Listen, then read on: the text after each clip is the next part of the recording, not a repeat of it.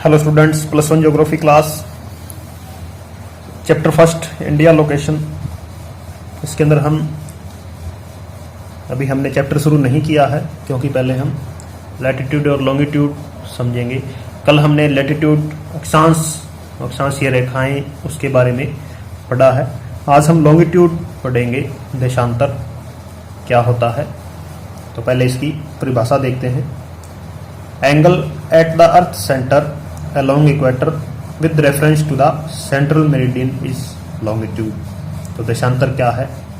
अक्षांश की तरह ये भी क्या है? एक एंगुलर डिस्टेंस है। वो कहाँ पर बनता है एंगल? जो अर्थ की सरफेस पे बनता है। किसके रेफरेंस में? Central meridian. सेंट्रल मेरिडियन क्या होती है? जो कि नॉर्थ पोल और साउथ पोल को मिलाने वाली एक इमेजिनरी लाइन है। तो उस एंगल को ही हम क्या कहते हैं? लॉन्गिट्यूड कहते हैं। अब इस डायग्राम के अंदर आप देखें तो ये जो अर्थ का सेंटर है, और ये कौन सी लाइन है? मेरिडियन ऑफ लॉन्गिट्यूड, जो कि नॉर्थ पोल को साउथ पोल से मिला रही है। वैसे ये क्या है? ये भी क्या है? इमेजिनरी लाइन है। तो इस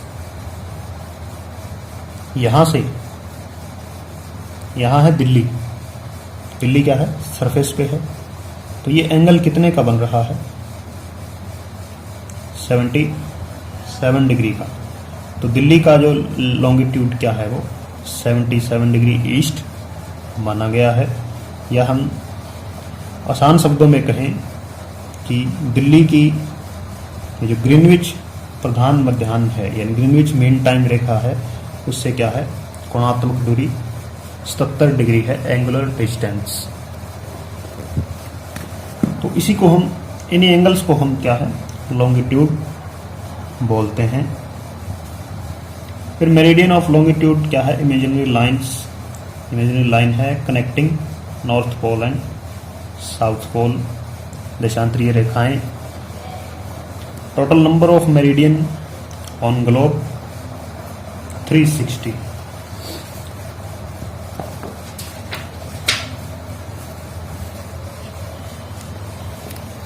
इस चित्र के अंदर आप देखें, है नॉर्थ पोल। यहां से रेखाएं खींची गई हैं जो कि नीचे साउथ पोल की ओर जाके मिलती हैं चारों ओर। तो आप देख रहे हैं ये 0 डिग्री लाइन है, जिसको कि प्रधान मध्याह्न या मेन मेरिडियन बोलते हैं। इससे सभी रेखाएं क्या है? 1-1 डिग्री की दूरी पर होती हैं, और 180 इधर और 180 इधर। कितनी हो जाएंगी? 360 टोटल। इससे जो राइट हैंड साइड है उसको क्या बोलते हैं? पूर्व देशांतर या ईस्ट लॉन्गिट्यूड। तो इंडिया क्या है?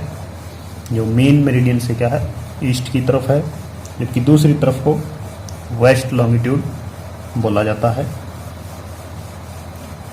और जब इसी ग्लोब को जब हम मैप के ऊपर ड्रा करते हैं, या मैप के ऊपर ये जब लाइंस ड्रा करते हैं, तब हम इसको क्या है? पीछे से इसको ऐसे फोल्ड, यानी इसका फोल्ड जब खोलते हैं तो एक लाइन क्या है? एक्स्ट्रा हो जाती है। तो मैप के ऊपर 361 मेरिडियन बनती है, क्योंकि ग्लोब के ऊपर 0 और 180 एक ही होती है, लेकिन मैप के ऊपर दोनों को अलग अलग दिखाया जाता है। तो 361 मेरिडियन टोटल हैं। उसके बाद गौर क्या होता है? इन दो जो लॉन्गिट्यूड्स हैं, इनके बीच का जो एरिया है, इसे क्या बोला जाता है? गौर। जबकि बेल्ट क्या होता है?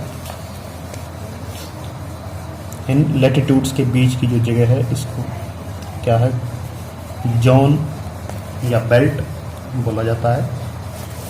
ये आप देख रहे हैं, इनके बीच का जो क्षेत्र है 1-1 डिग्री के बीच का। तो बेल्ट और जोन हम आगे काफ़ी काम देंगे हमें आगे। तो लॉन्गिट्यूड्स के बारे में कुछ एक और फैक्ट्स हम पढ़ लेते हैं। अब आप देख रहे हैं कि ये हमारी ग्रीनविच मेरिडियन है, 0 डिग्री लाइन। और यदि सभी देश अपनी इच्छा से इसको चयन कर लें इस लाइन का कि यहाँ ये हमारे देश में है, तो उससे समय या अन्य कोई अंतर्राष्ट्रीय लेवल की कोई गणना करनी है, उस पर गंभीर समस्या उत्पन्न हो जाती है।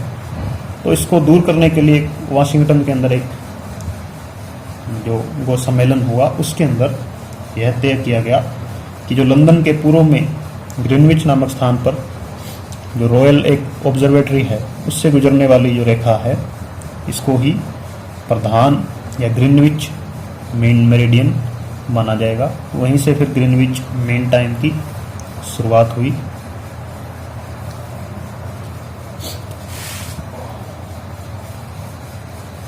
इसके अतिरिक्त 2 लॉन्गिट्यूड्स के बीच में जो दूरी है वो सर्वाधिक कहाँ होती है? इक्वेटर पे और पोल्स पे ये दूरी क्या है? सबसे कम हो जाती है। आप देख रहे हैं कि ये जो दूरी है सर्वाधिक है, और जैसे जैसे ऊपर जाएंगे पोल्स की और ये दूरी घटती जाएगी और नीचे भी। तो ये आपका लॉन्गिट्यूड्स ये क्या है? एंगुलर डिस्टेंस है, या हम आसान भाषा में कहें कि जो ग्रीनविच लाइन के साथ कोई स्थान कितने डिग्री का एंगल बना रहा है कोर के रेफरेंस में, तो उसे हम लॉन्गिट्यूड या देशांतर कहेंगे। और मेरिडियन ऑफ लॉन्गिट्यूड क्या है? इमेजिनरी लाइन है जो कि दोनों पोल्स को मिलाती है। कल हम एक और कंसेप्ट है इसका, समय कंसेप्ट, कि टाइम किस प्रकार देशों का टाइम अलग अलग होता है, कैसे गणना की जाती है, ये देखेंगे। Thank you.